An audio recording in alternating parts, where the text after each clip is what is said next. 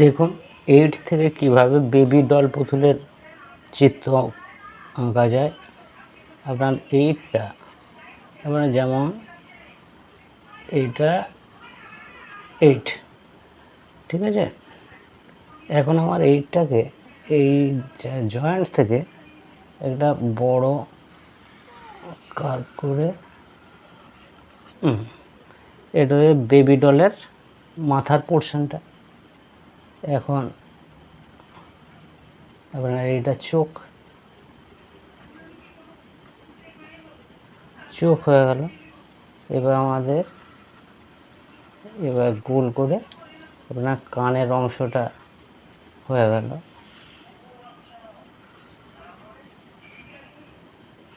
ব্যাস, কান হয়ে গেল। এখন আমাদের মুখের অংশটা এখানটা গোল একটা দাগ দিয়ে দিলাম, নাকটা হয়ে গেল।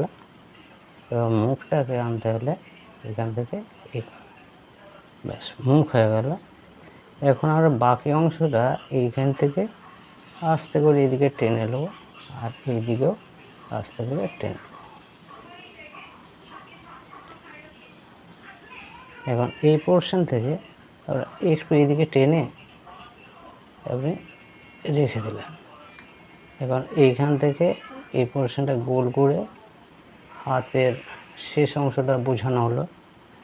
এখন বডিটা আপনার এইখান থেকে এইভাবে আসছে, আর এইখান থেকে এইভাবে আসছে।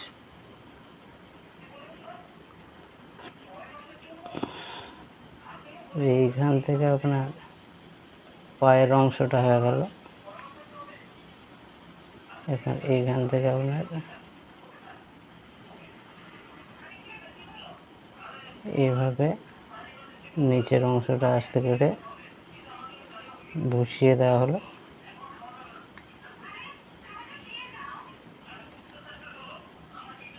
আর এখানে একটা লাভ চিহ্ন আপনি এঁকে দিতে পারেন।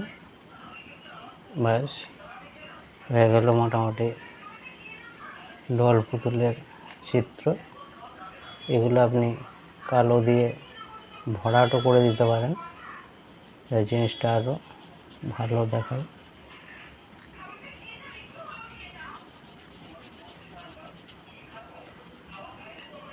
এ হয়ে গেল ডল পুতুল। কেমন হলো কমেন্ট করে জানাবেন এবং লাইক, কমেন্ট, শেয়ার করবেন।